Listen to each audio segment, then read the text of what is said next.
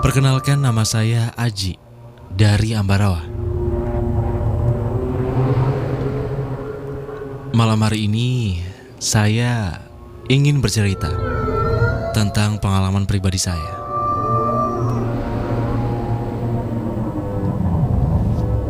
Cerita ini terjadi sewaktu saya SMA di tahun 2000 di salah satu daerah di Banyubiru, Kabupaten Semarang.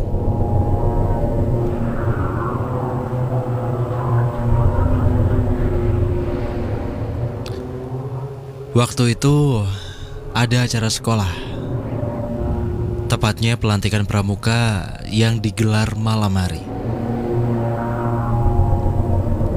Saya sebagai senior memutuskan berangkat malam dari rumah.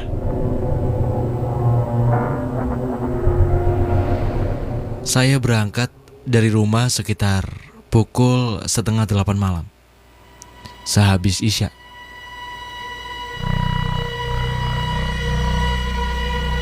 Waktu itu cuaca sedikit mendung,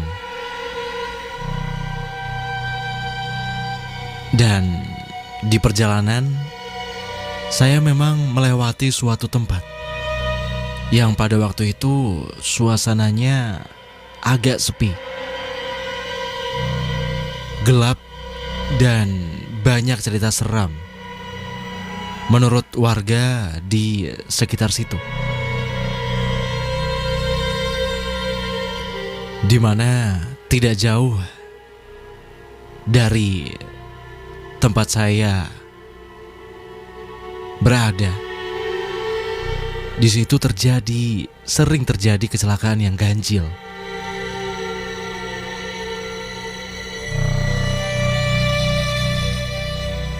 Waktu itu saya tidak sedikit pun punya firasat aneh. Tetapi ketika melintas di daerah tersebut, entah mengapa tiba-tiba terdengar suara gemuruh dan angin kencang dari arah pabrik pengolahan kompos yang beratapkan seng.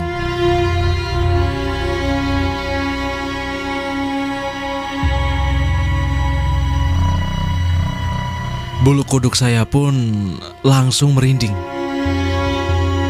Suasana pun tiba-tiba berubah menjadi dingin.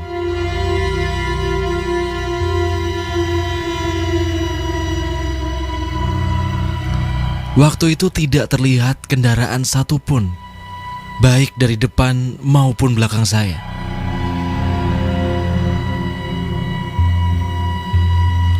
Dan spontan mulut saya baca-baca doa sebisanya. Setelah itu saya berpikir, mungkin ini semua karena akan turun hujan.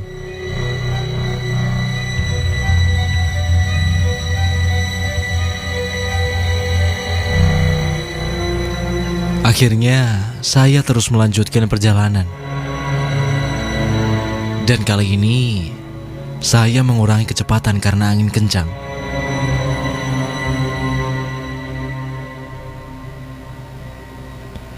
Setelah kurang lebih jarak 100 meter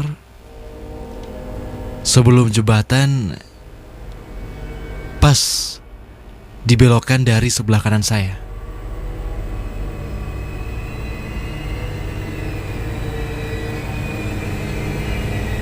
Saya sedikit dikejutkan dengan penampakan sesosok putih, tinggi besar, sekitar 3 meter. Menyeberang dengan melayang, melintas di depan saya.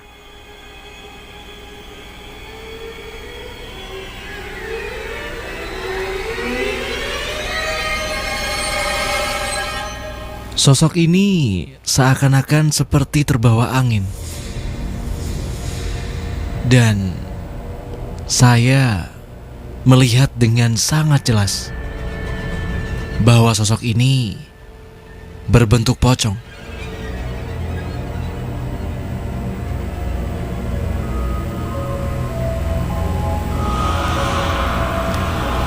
Waktu itu saya hanya mempunyai dua pilihan. Antara menghindari sosok ini atau saya tabrak.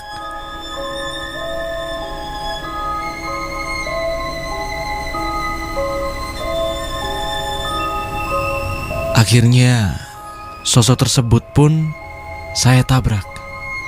Dan seakan-akan saya menembus asap putih yang tebal.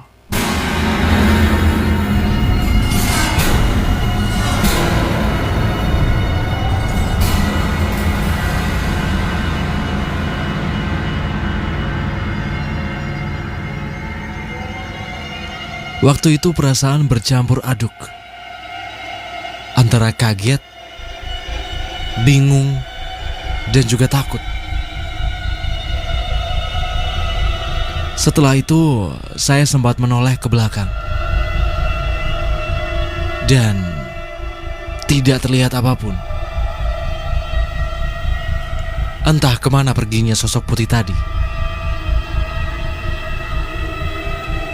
Sehabis kejadian itu, motor pun saya kebut sampai di sekolah. Barulah saya cerita.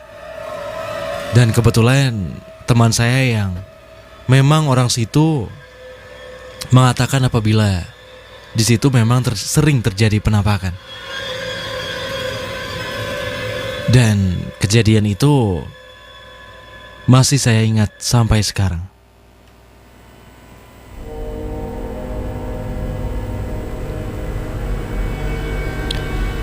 Satu cerita yang menarik, Mbak Gifta, dari Aji di Ambarawa. Ya. Sebenarnya saya juga pernah mengalami hal yang hampir kayak gini ya.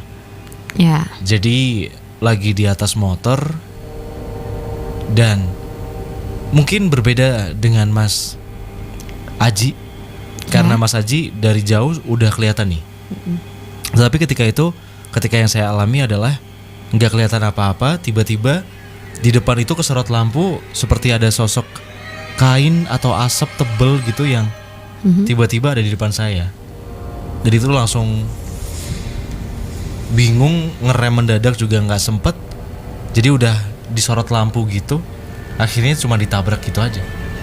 Tapi memang tidak kerasa apa-apa. Saya juga pernah ya, waktu pulang gitu. Jadi itu dari jauh dia ada perempuan. Oke. Pakai celana pendek gitu di tengah, maksudnya di perbatasan jalan, jadi di jalan raya gitu. Ini seperti perempuan normal. Kayak perempuan normal. Terus aku pikir kan itu di tengah malam ya, maksudnya itu jam 1:30, jam 2-an gitu. Ya. Terus kenapa ada perempuan situ, sedangkan situ tuh sepi banget, nggak ada rumah, pokoknya tuh nggak ada rumah lah. Nah pinggir-pinggir itu cuman kayak gedung-gedung gitu, ya pabrik gitu, industri lah ya. Terus akhirnya apa mungkin ada mungkin korban atau gimana kan kasihan. Akhirnya aku deketin di perbatasan. Terus waktu aku mau rating tuh kan dari belakang ada truk gitu. Nah karena tadi ada mbaknya di situ, kesorot lampu truk. Terus yang tadinya aku udah mau ambil ke kanan itu nggak ada gitu. Kayak lebih kayak keteror gitu rasanya ya. Tapi kalau yang dari Mas Aji di Ambarawa ini, apa yang terjadi, Mbak? Apakah memang sosok pocong ini bisa dibilang penunggu tempat itu atau seperti apa? Jadi itu bukan hanya pocong yang suka ngasih lihat gitu, maksudnya di nampakin lah. Ya di area itu gitu, di sekitaran situ gitu. Dan apa ya, bukan hanya pocong yang nampakin terus kayak ya kalau dibilang usil ya jahil, karena itu pun juga bisa bikin orang jantungan atau bisa nyelakain orang lah kayak gitu. Kalau penunggu aku bilang enggak ini ya, enggak ada penunggu gitu. Jadi tapi sosok-sosok ini dari mana? Karena tadi Mbak Gifta sempat bilang bahwa tidak hanya sosok pocong yang ada di tempat ini. Ya. Jadi sekitaran situ itu tuh ada beberapa kuntilanak, ada kayak apa sih monyet, tapi monyetnya tuh kayak monster gitu. Maksudnya buruk rupa banget lah pokoknya si monyet ini kayak gitu. Cuman tangan kakinya kayak manusia, hanya wajahnya aja kayak monyet tapi buruk rupa gitu. Terus aku nggak tahu itu tuh ada satu sosok yang bisa dibilang dipelihara gitu oleh seseorang, terus dijadiin satu sama mereka gitu. Tapi sosok itu yang dipelihara ini nggak ganggu ya. Emang bukan tugasnya kali ya kayak gitu. Jadi tujuannya nggak ganggu. Kayak apa ya? Sedang mencari dalam tanda kutip sesuatu. Bisa dibilang gitu. Darah kah? Nggak bisa dibilang seperti itu.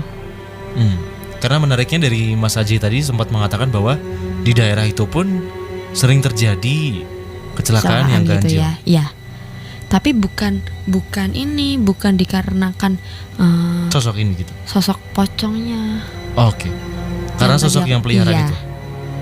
Lebih ke situ. Dan karena itu tugas dia. Iya. Kayak gitu. Kalau si pocong kayak lebih kayak mengelabui gitu kali ya, kayak menutupi aibnya sosok yang dipelihara. Oke. Lebih seperti itu sih. Oke. Ini tuh banyak, jumlahnya tuh di bawah 20. Oke. Cuman dia bisa kayak bisa nambah gitu loh maksudnya. Dari mungkin, luar gitu ya. Bukan dari satu sosok, paham nggak? Jadi misal satu sosok nih bisa jadi 2 kayak gitu. Oke. Tapi untungnya sekali lagi Mas Aji dari Ambarawa ketika lewat pun pada waktu itu tidak terjadi apa-apa ya, tidak terjadi hal yang tidak diinginkan gitu. Ya karena mungkin kayak Mas Aji ini udah refleks berdoa dulu ya gitu. Tapi coba kalau semisal sambat apa atau ngatain apa. Iya mungkin ya. Bisa jadi yang enggak gitu. Dan karena itu pun Mas Aji juga berada di dalam lindungan yang di atas gitu ya. Iya sih gitu. Tapi pertanyaan saya Mbak Gifta, ya. Kalaupun kita sedang berada di jalan, lalu melewati tempat yang dimana kita tidak tahu bahwa di situ ternyata ada sosok yang dalam tanda kutip ditempatkan di tempat itu seperti cerita dari Mas Aji tadi. Ya. Apa yang harus kita lakukan agar bisa dibilang selamat gitu? Ya kalau mau perjalanan pasti kita berdoa, kita minta minta dikasih kelancaran, perlindungan lah ya, lancar, tujuannya dari mana ke mana kayak gitu. Kan nggak semua orang bisa tahu ya ada apa sih di tempat itu. Nggak cuma di tempat itu ya, di semua perjalanan gitu, maksudnya di jalan atau di tempat gitu. Karena kembali lagi ya, apa yang niat atau apa diniatkan gitu. Ya diniatkan kita gitu, atau apa di dalam hati kita, maksudnya kita tuh berpikiran negatif nih, jelek nih, itu tuh gampang banget buat dimangsa sama sosok-sosok seperti itu. Karena menurut aku itu lebih sefrekuensi gitu. Gitu. Dan kalau kitanya bisa menjadi lebih rentan seperti itu ya, untuk mengalami gangguan-gangguan dari sana. Iya betul. Dan ya pokoknya kalau mau kemana pun tetap berdoa kayak gitu. Apa sampai kayak jangan pernah ini sih berpikiran negatif kalau di jalan mah. Ya. Karena itu juga bisa berdampak. Jadi kayak ngerasa kalau misal nih aku lagi naik motor terus kayak ngerasa takut ngelewatin situ gelap, nanti aku kalau diliatin Kunti gimana dilatin pocong atau genderuwo atau sebagainya lainnya. Dan itu justru malah yang bisa dibilang mengundang gitu ya. Iya, kayak apa ya? Ngapain kamu kayak gitu. Maksudnya buat sosoknya seperti itu. Oke. Terima kasih Mbak Gifta dan juga terima kasih untuk Mas Aji yang tadi juga telah bercerita tentang pengalaman